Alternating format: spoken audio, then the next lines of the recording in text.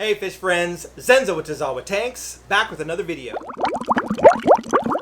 So how's everyone doing? Hope you're doing well. Hope you are all having a great day. Thanks for tuning in for another one of my videos. Today I'm going to talk about something that I think is pretty important, so I thought I would share with you kind of my thoughts on this subject. And I also am going to ask you for some feedback at the end of this video. So a friend of mine recently reached out to me and said, Zenzo, I know you're really into fish. You have a lot of experience with aquariums. I know you have a service business. And my son has been asking me for a fish tank for quite some time. He wants a fish tank in his room, and I want to give it to him, but I don't know what to do, how to set it up, and how to take care of it. Can you help me? I said, absolutely. Let's talk about what you might want to do, and we'll talk about how to take care of this tank so that in the future he can do it and not require any assistance. Now, one of the challenges with this build is that I'm in San Francisco and they're down in Los Angeles. So I'm going to have to do this sometime when I'm down in LA for business, and I can zip over in the evening, set up a tank, and get them rolling. So I'll have to do a lot of work ahead of time to make sure that they have all the equipment there and that I get plants shipped there, and I'll have to figure out how to get some cycled media there, so that might be some more challenge. But anyway, so I said I can help you, let's talk about it. So in doing so, I thought, well, let me put together kind of a list of things that I think are going to be important for them to be able to take care of the tank and on their own, obviously without any expert help. And I thought that would be a great subject to share with all of you, because some of these things might be items that you're not aware of or things that you just haven't thought of that might help you in your fish keeping. The first one might surprise a lot of you, and that is a timer.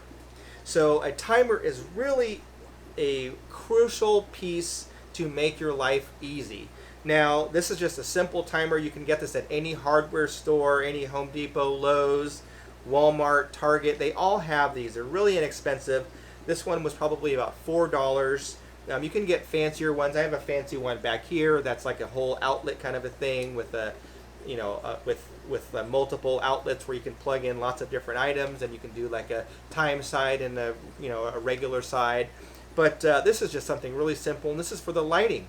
A lot of times a fish keeper might forget to turn their lights off or on, or both, and this really takes all the guesswork out of it. So all you do is you plug it in, you figure out what time you want to set, and you leave your lights on, and then when the time goes around and hits that timer location, it'll flip on and the lights will turn on automatically in your fish tank. And then when it continues around, it's a clock, it'll turn them off. So I have every single one of my tanks set up with a timer. This entire fish room down here is all on timers. So any lights that are on down here are all on timers. All the tanks upstairs are on timers as well. For something as little as $4, it really makes your job much easier. You don't get algae. You never forget to turn the lights on for your plants or off at night. And you just don't get a lot of the problems associated with too much light or not enough light, etc. The next item, very important, water conditioner.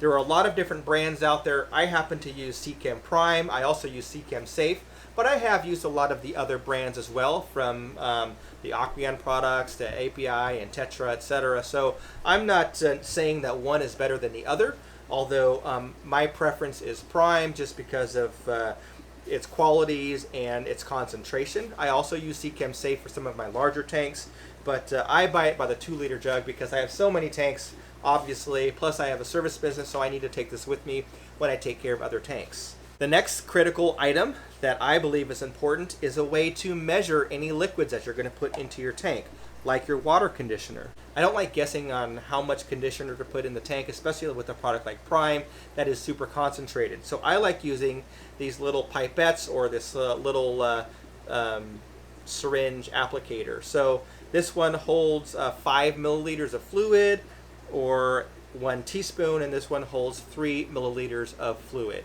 So these are super inexpensive. You can buy a pack of these for just a few dollars. These are also just like $2 or $3 at the drugstore. And with the pipettes, I have a whole bunch of them, so I can keep them clean and rinse them out. And they're kind of disposable, so after a few weeks or a few months, they'll kind of degrade, and you just grab a new one. So this really takes all the guesswork out of dropping liquids into your tank, even fertilizers, etc. You know exactly how much you're putting into your tank based on the volume of water that you have and the concentration of your additives that you need to add in. Continuing on down the path of water quality, the next item is going to be a test kit. This is a master test kit from API. I'm sure a lot of you are familiar with this kit. These are about $40. You can get them at any of your local fish stores. You can buy them online, etc. I think I have 4 or 5 of these kits. They're about 40 bucks, and I just keep them upstairs with my tanks upstairs. I have a couple down here in the fish room.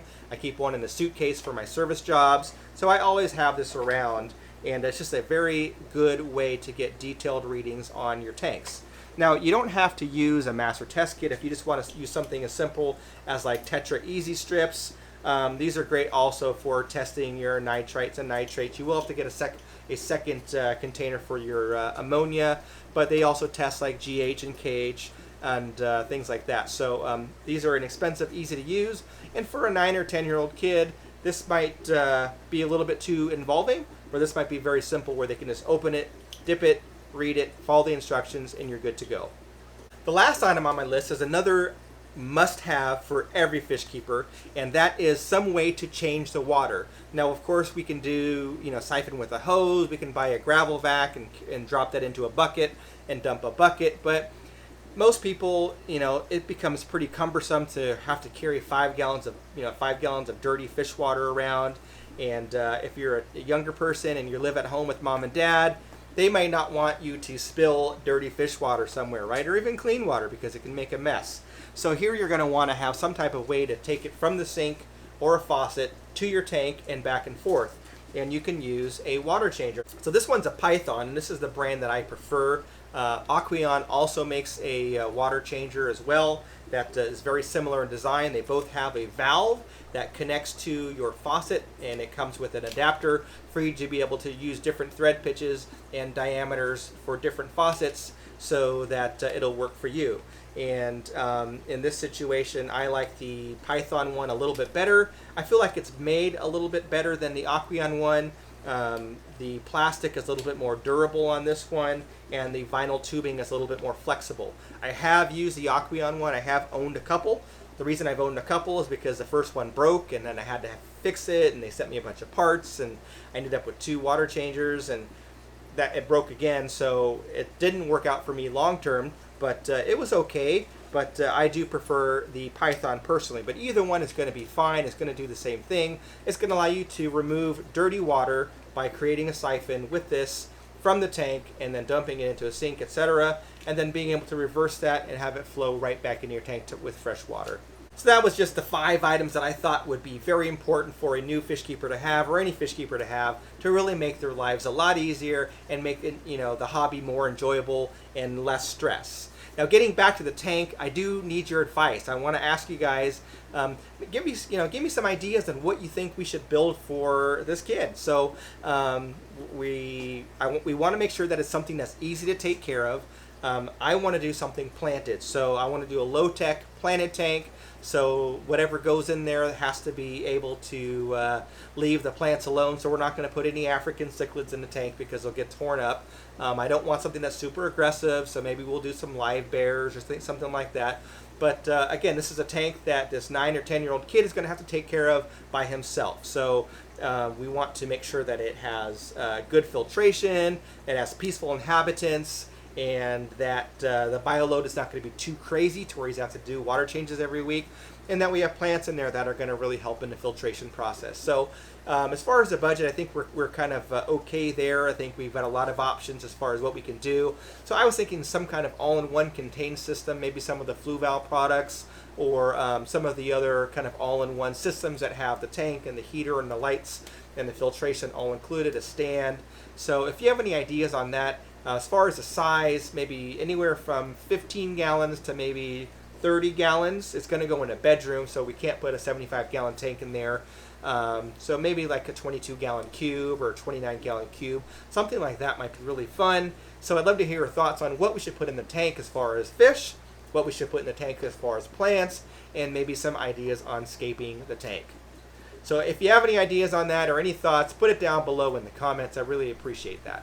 So that was it, just a quick little video to talk about kind of the top 5 items that you might want to have around for fish keeping, and also to share with you what I'm going to do with the build and get your feedback and the ideas on how we're going to do that.